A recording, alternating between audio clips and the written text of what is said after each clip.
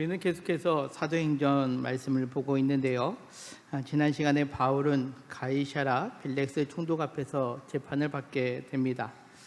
바울을 향하여 거짓과 모함을 했던 사람들 앞에서 자신의 무죄를 변론하고 나서 결국 이제 바울이 무죄였음을 결백을 드러나는 과정을 우리가 지난 시간에 함께 살펴보았죠.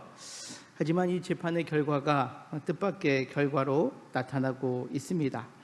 오늘 우리가 함께 봉독한 사도행전 24장 22절을 보면 벨릭스가 이 도에 관한 것을 더 자세히 아는 고로 연기하였다라고 그렇게 기록하고 있습니다. 사실 벨릭스는 바울이 무언가 잘못했기에 지금 대제사장이나 또 변호사 더둘러가 그를 고발한 것으로 생각하지 아니하였다라는 것을 나타내고 있습니다.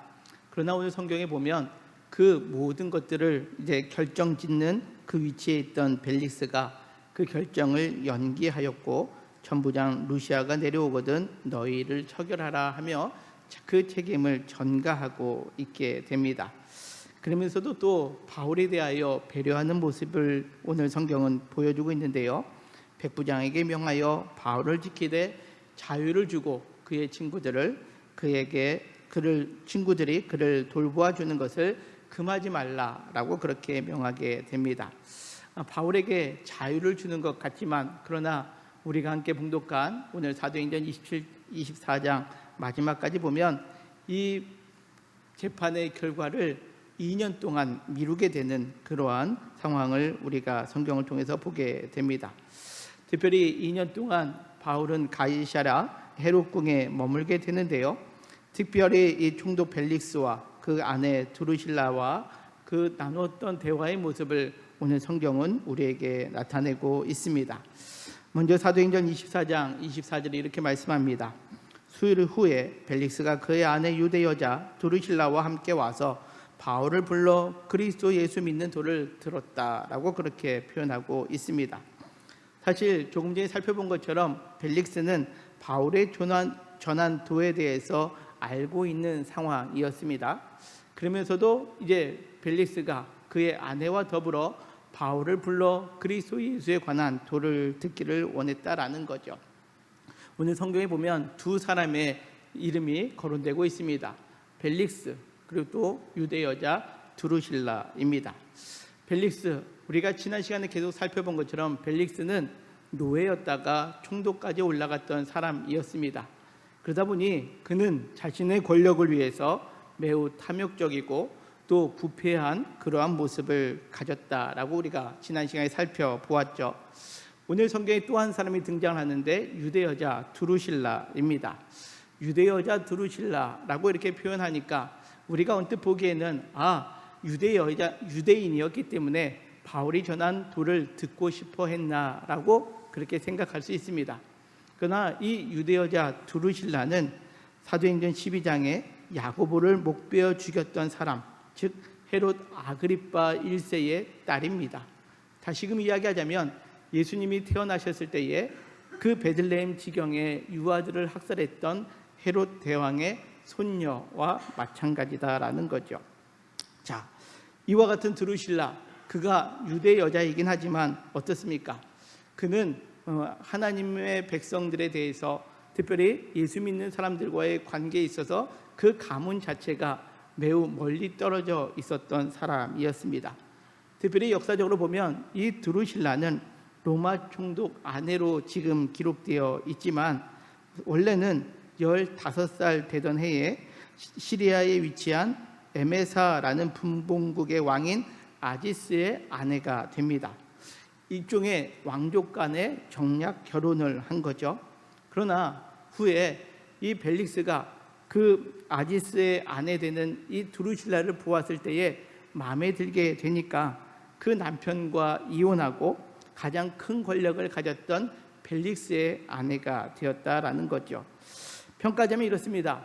벨릭스는 자기가 원하는 것은 남의 아내라도 빼앗아 가는 매우 탐욕스러운 사람, 그리고 드루실라는 유대인이었지만 율법을 무시하면서 또 남편을 버리고 벨릭스라는 로마 권력을 쫓는 그러한 여인, 이 두 사람이 오늘 성경에 기록되어 있습니다.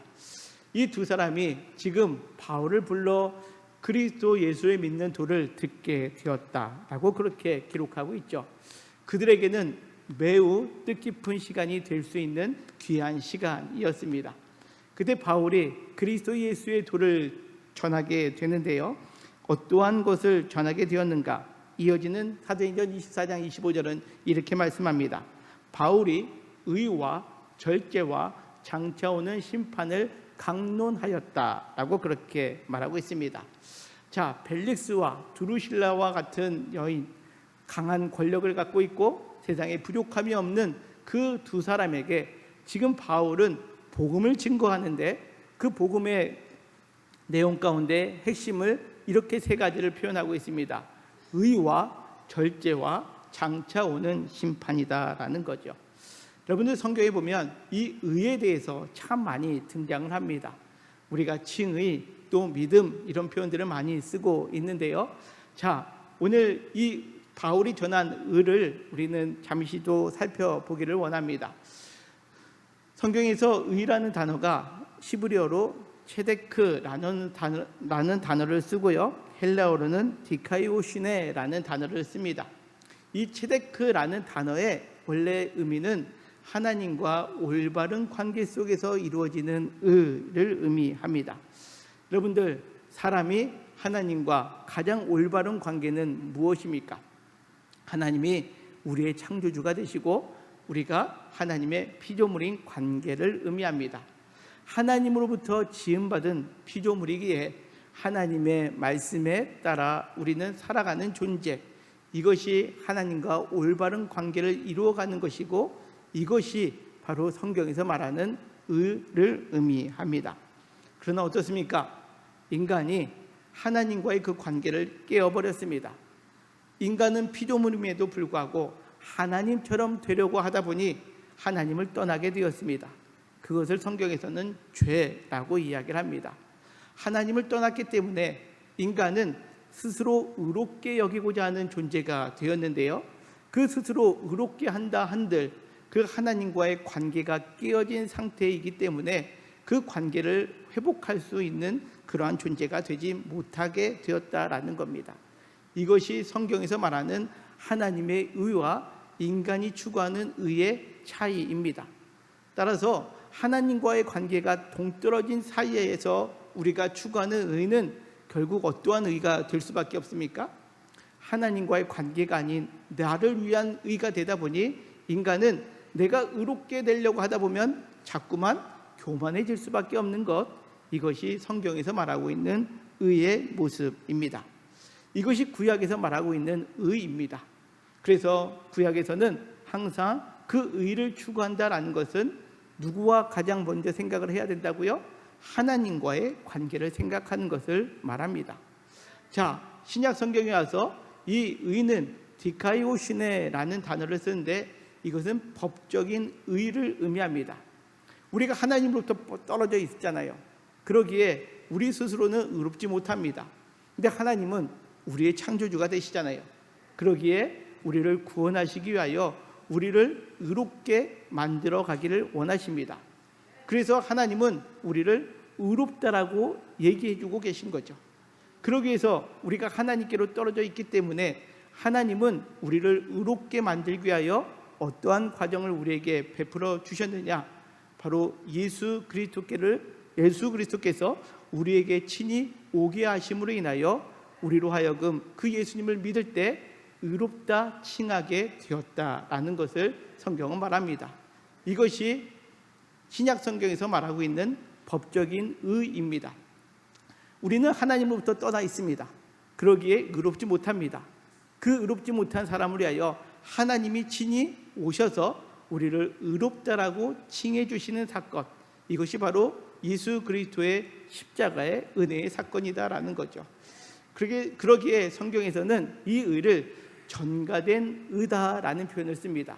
전가된 의라는 표현은요, 내가 스스로 의로워진 것이 아니라 외부로부터 나에게 의를 심어주셨다라는 거죠. 그래서 그것을 우리는 칭의라는 표현을 씁니다.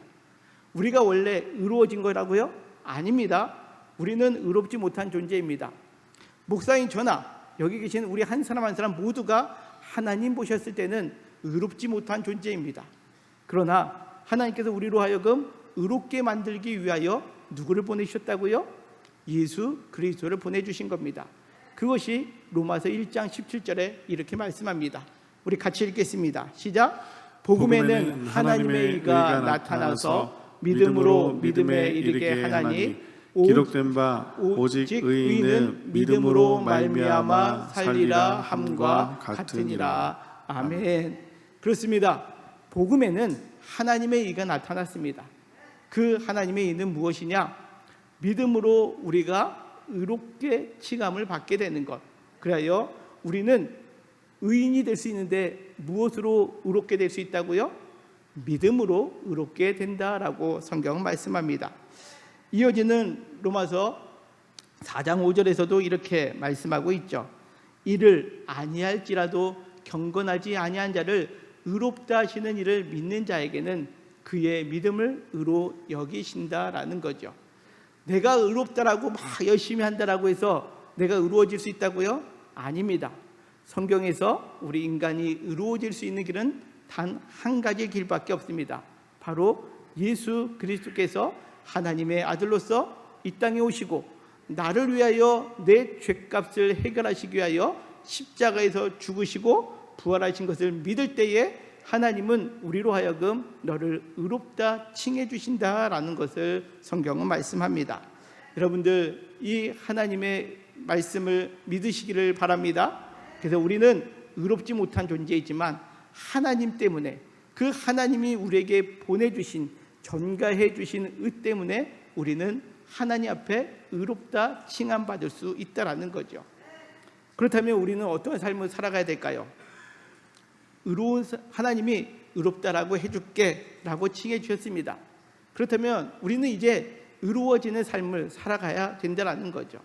내가 의롭기 때문에 의로운 삶을 살았기 때문에 의로워진 게 아니라 먼저 하나님께서 우리를 의롭다 해주셨기 때문에 이제 우리는 그 의로움대로 살아가야 된다는 겁니다. 그러나 우리는 여전히 세상의 유혹, 하나님을 떠나 있기 때문에 내 욕심, 내 교만이 언제나 앞선 존재가 됩니다. 그러기에 오늘 바울은 두 번째로 무엇을 강조하느냐? 바로 절제를 강조하고 있는 겁니다. 절제란 무엇이냐? 헬라어로 엔크라테이아라는 단어를 쓰는데요.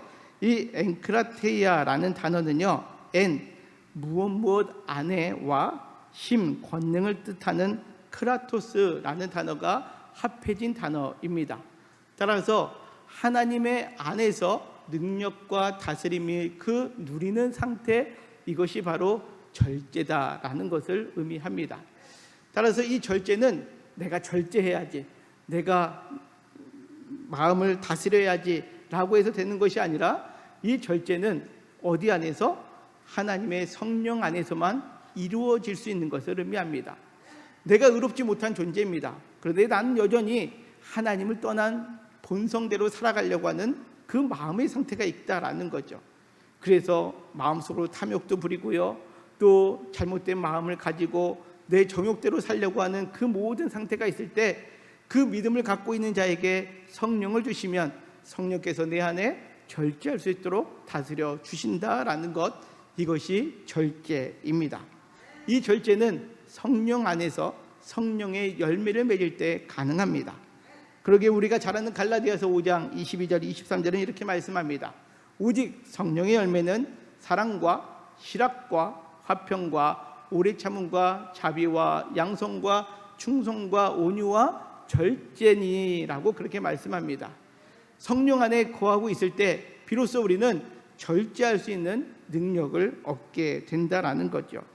이것은 성령이 인도하신 가운데 사랑과 실학과 화평을 누리기 위해서 우리의 인간적인 그 모든 정욕과 욕심, 욕망들이 하나님 안에서 다스려지는 것을 의미합니다. 자, 바울은 이 벨릭스 총독 앞에서 의와 절제를 강론했습니다. 벨릭스는 어떠한 삶을 살았습니까? 사실 벨릭스는 그 의라는 것을 추구하기 위하여 자신의 권력이 필요하다라고 여겼던 사람입니다.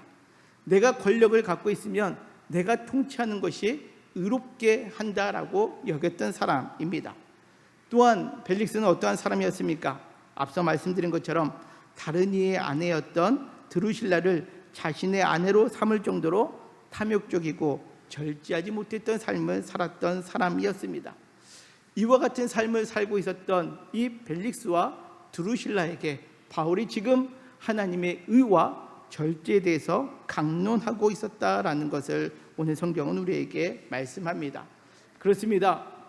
바울이 벨릭스에게 잘 보이기 위해서 좋은 얘기만 한 것이 아니라 지금 바울은 이 벨릭스에게 가장 그 마음 가운데 부딪히는 것들을 지금 강론하고 있었다라는 거죠.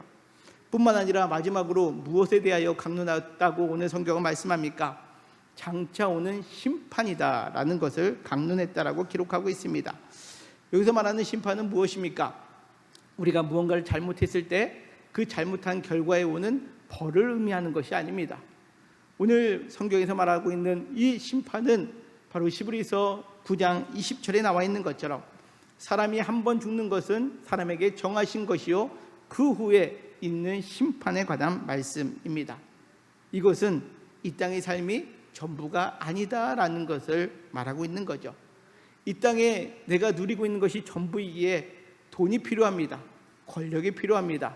그러한 삶을 살아가고 있던 벨릭스에게 지금의 삶이 전부가 아니라 언젠간 우리는 죽음의 순간을 맞이할 때 그 마지막 순간 너머에 있을 심판, 그 심판이 있음을 오늘 바울은 벨릭스에게 강론했다라는 거죠.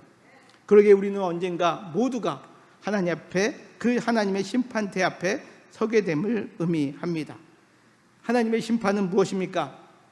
불의한 자, 악한 자들은 하나님이 정죄하고 멸망의 길로, 그러나 의로운 자는 하나님께서 영생과 구원의 은혜를 주신다라고 성경은 약속하고 있다라는 거죠. 요한복음 5장 24절은 이렇게 말씀합니다. 우리 같이 읽겠습니다. 시작. 내 말을 듣고 또 나 보내신 이를 믿는 자는 영생을 얻었고 심판에 이르지 아니하나니 사망에서 생명으로 옮겼느니라. 아멘. 그렇습니다. 바울이 말하고 있는 장차 오는 심판은 단순히 죄에 대한 벌을 넘어서 하나님의 공의가 온전히 실천되는 것, 그 하나님과의 올바른 관계 속에서 이제 우리가 심판을 피하는 길, 즉 예수 그리스도를 믿음으로 말미암아 영생을 얻고 사망에서 생명으로 넘어가는 것, 이것을 지금 바울은 벨릭스 앞에 강하게 강론했다라고 오늘 성경은 말씀합니다. 사실 이와 같은 말씀을 들을 때 오늘 벨릭스의 모습은 어땠는지 25절 중반절에 또 이렇게 성경은 말씀합니다. 바울이 의와 절제와 장차 오는 심판을 강론하니 벨릭스가 두려워하였다라고 그렇게 성경은 말씀합니다. 여기 두려워하다라는 헬라어가요 엠포보스라는 단어를 쓰고 있는데 여기서 포보스라는 단어도 두려움이라는 뜻입니다. 그런데 그 앞에 M이라는 전치사가 붙게 되는데요, 엠포보스라는 단어는 강한 두려움, 크게 놀라운 두려움이라는 뜻입니다. 이 지금 벨릭스가 바울의 강론을 들었을 때 심판이 온대, 아이고 두려워 라고 한 것이 아니라 심각하게 지금 강한 자신의 삶을 되돌아볼 수밖에 없는 두려움 가운데 거하게 되었다라는 것을 의미합니다. 자, 성경에서 이 두려워하다라는 단어가요, 이 엠포보스가 여러 군데 쓰이는데 대표적으로 두 군데만 살펴보면 먼저 누가복음 24장 37절에 성경은 이렇게 말씀합니다. 그들이 놀라고 무서워하여 그 보는 것을 영으로 생각하는지라. 어떠한 장면입니까? 예수님께서 부활하셨을 때에 그 부활의 영광을 본 사람들은 놀라고 무서워했다라는 거죠. 하나님이 그 임재를 경험할 때 우리는 두려워할 수밖에 없는 존재다라는 거죠. 하나님 말씀이 임할 때, 하나님의 영광이 임할 때 우리는 두려워할 수밖에 없습니다. 이것을 엠포보스인데 이것을 다른 말로 성경에서 번역하고 있다면 경외함이라는 거죠. 여러분들, 이 예배의 자리에 우리가 하나님 앞에 어떠한 마음으로 나오고 있습니까? 하나님을 만나는 자리라면 우리는 하나님을 경외하는 마음으로 나온다라는 거죠. 사실 우리는 하나님을 만날 수 있는 조건을 가진 존재가 아닙니다. 그러나 하나님께 나올 때 우리는 하나님이 만나 주시기에, 오늘 누가복음 24장 37절에 있는 말씀처럼 예수님께서 부활하셔서 그들 앞에 나타나셨을 때에 그들이 놀라고 무서워하는 것, 그것처럼 우리는 하나님 앞에 경외함, 하나님 앞에 두렵고 떨리는 마음으로 서는 것을 우리는 예배의 자리에 경험하게 된다라는 거죠. 그러나 또 다른 모습의 두려움이 있습니다. 그것은 요한계시록 11장 11절에 기록하고 있는데요, 우리 같이 한번 읽겠습니다. 시작. 3일 반 후에 하나님께로부터 생기가 그들 속에 들어가매 그들이 발로 일어서니 구경하는 자들이 크게 두려워하더라. 아멘. 자, 하나님께서 이 마지막 때에 이제 부활의 영광을 보여주실 때에 하나님께서 그 믿는 자들의 그 안에 생기를 들어가게 하여 주실 때에 그들이 일어나는 것을 보게 되었습니다.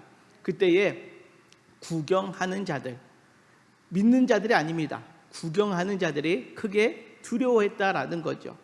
하나님의 그 놀라운 역사를 보고 어떤 이들은 경외함으로 다가가지만 어떤 이들은 단지 두려움에 떨고 있었다라는 것을 의미합니다. 오늘 그 불의한 자들은 그들이 임할 형벌에 대하여 두려워할 수밖에 없는 상황을 겪게 되었다라는 것을 의미합니다.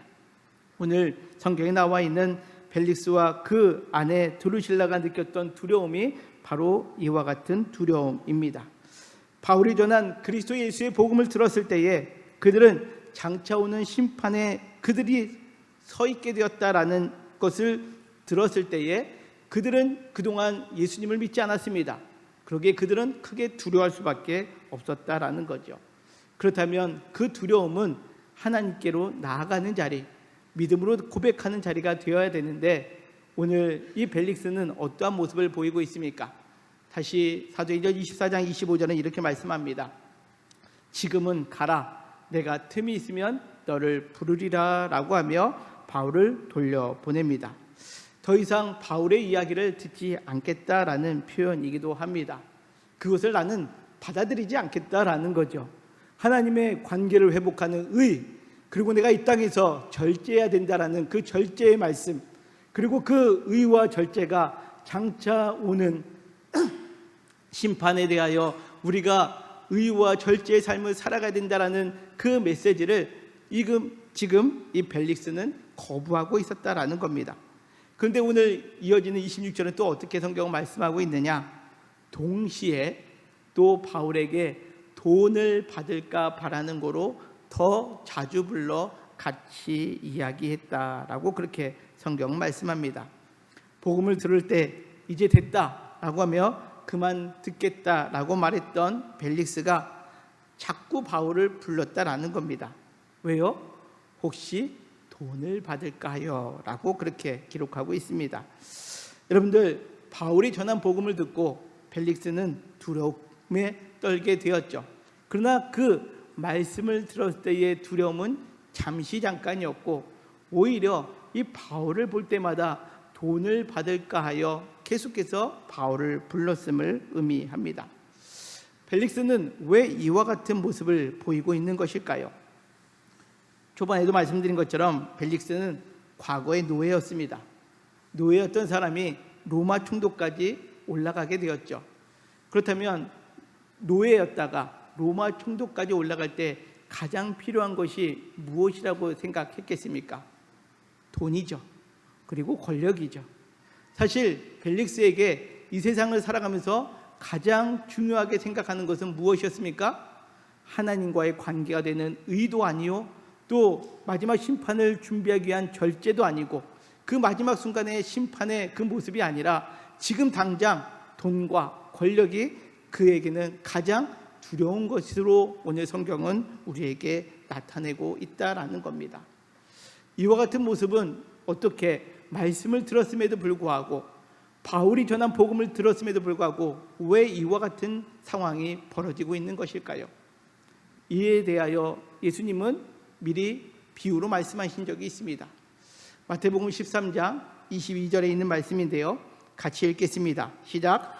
가시떨기에 부러졌다는 것은 말씀을 들으나 세상의 염려와 재물의 유혹에 말씀이 막혀 결실하지 못하는 자요. 아멘. 그렇습니다. 세상의 염려 그리고 재물의 유혹에 말씀이 막히게 될 때에 그들은 그 말씀에 결실하지 못한 자가 되었음을 오늘 성경은 우리에게 말씀합니다. 결국 계속해서 말씀을 들었지만 그 벨릭스의 마음속에는 세상의 염려, 내가 다시 이 권좌에서 내 이 총독의 자리에서 물러나게 되면 어떻게 하지? 그러기에 내가 지금 필요한 것은 돈이요 권력이다라는 그 세상의 염려가 가득 차 있었고, 또 그것을 유지하기 위하여 재물의 유혹에 늘 거하다 보니 결국 그는 말씀을 들었음에도 불구하고 말씀이 그곳들에 막혀서 결실하지 못한 상태가 되었음을 오늘 성경은 우리에게 보여주고 있습니다. 그러나 이 벨릭스의 권력은 오래 갔을까요? 그렇지 않습니다. 이어지는 사도행전 24장 27절에 보면 이태가 지난 후 보르기오 베스토가 벨릭스의 소임을 이어받았다라고 그렇게 표현하고 있습니다. 이 벨릭스가 그 평생토록 유다의 총독으로 지냈냐? 그러지 못했다라는 거죠. 역사적으로 보면 이 벨릭스는 네로, 유명한 네로 황제에게 소환받아서 그 이후로는 역사책에 기록되지 않을 정도로 그가 사라져버렸다라고 그렇게 우리는 역사 기록을 통해서 알 수 있습니다. 그렇습니다. 권력을 위해서 그가 그렇게 노력을 했지만 결국 2해가 지난 후에 그는 세상 속에, 역사 속에 사라져버린 인물이 되어버렸다라는 거죠. 그러면서도 그 벨릭스는 어떻게 했다고요? 유대인들의 마음을 얻고자 하여 바울을 구류했다라는 거죠. 하나님과의 관계를 먼저 회복시킨 것이 아니라 사람들의 마음을 얻고자 하여 바울을 구류했다라는 거죠. 여기서 구류했다라는 것은 쇠사슬로 묶다, 또 결박하다라는 그러한 뜻입니다. 하나님과의 관계를 생각할 때 그가 살아간 것이 아니라 사람의 마음을 얻고자 또 다른 사람에 대하여 억압하고 쇠사슬로 묶는 그러한 행태를 보였던 것, 그것이 바로 오늘 벨릭스의 모습임을 오늘 성경은 우리에게 보여주고 있습니다. 오늘 우리는 그리스도 예수를 믿는 복음을 들었음에도 불구하고 잠시는 그 하나님의 의와 절제와 장차오는 심판 앞에서 두려움을 가졌던 벨릭스라는 사람에 대하여 말씀을 보았습니다.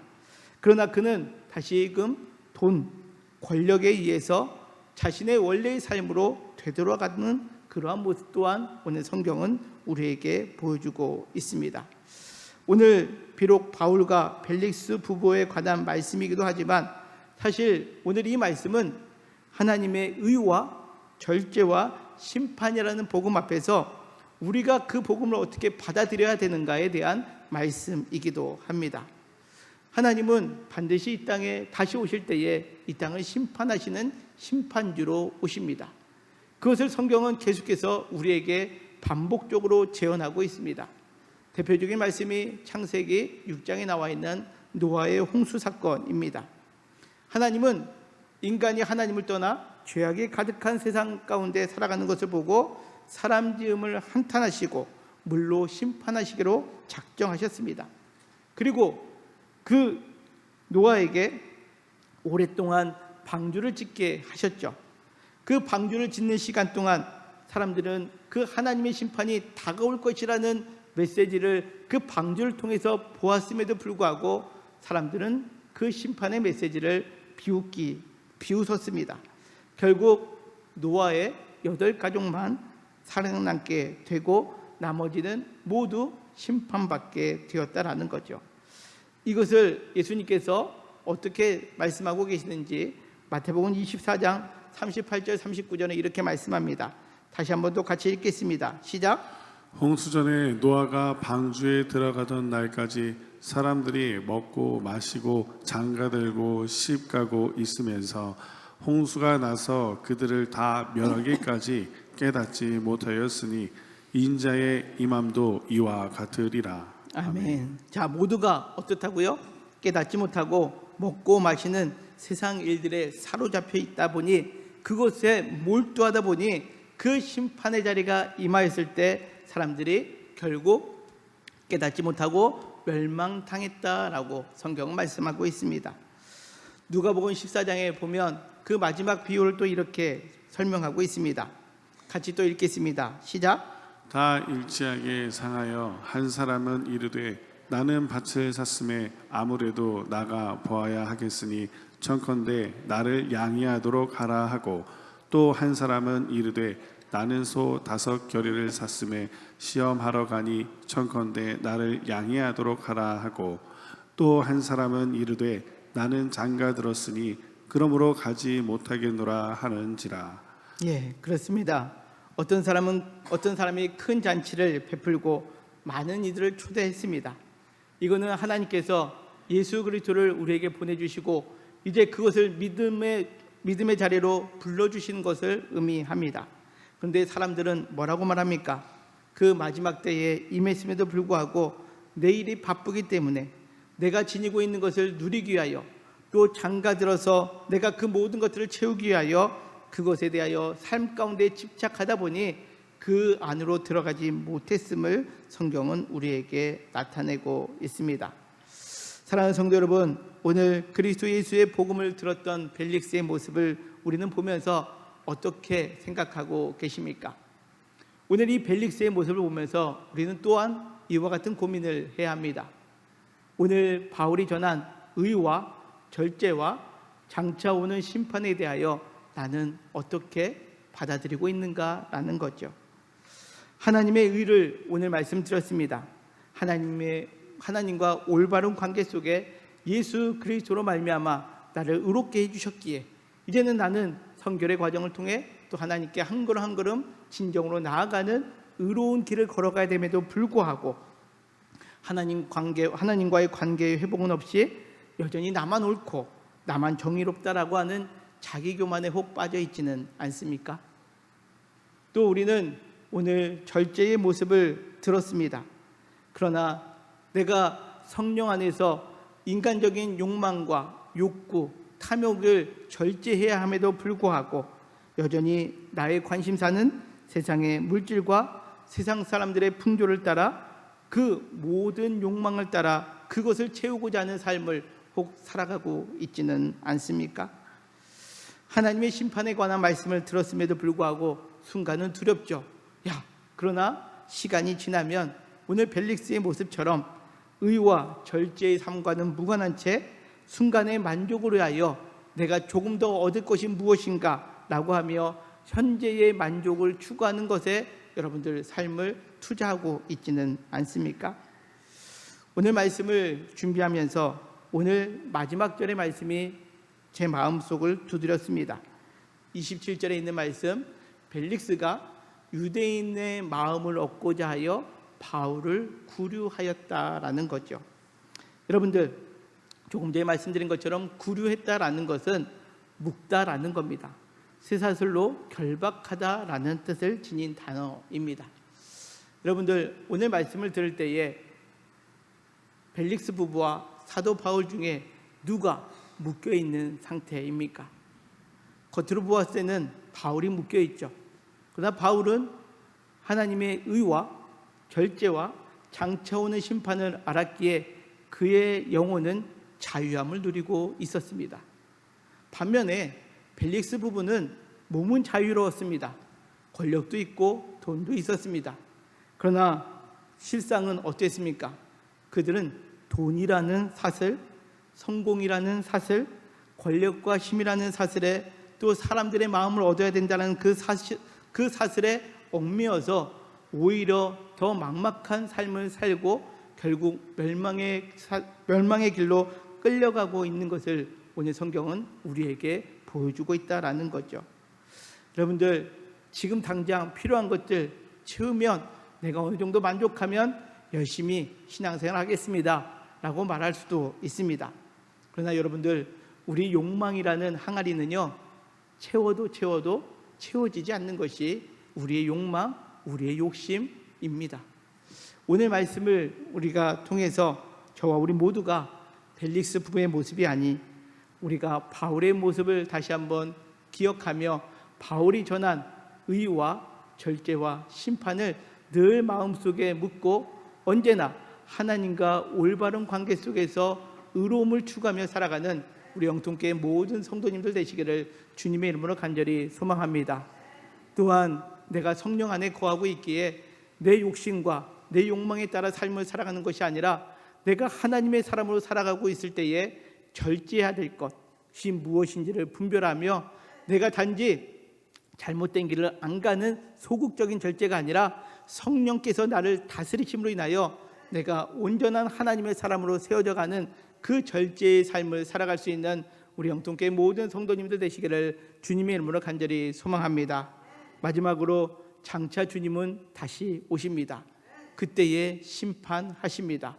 그 심판의 자리에 우리 모두가 하나님께서 주시는 그 올바른 관계 속에서 의로운 삶과 또 절제된 삶을 통하여 모두가 영생과 구원의 은혜 가운데 머물 수 있는 그런 우리 모든 성도들 되시기를 주님의 이름으로 간절히 소망합니다.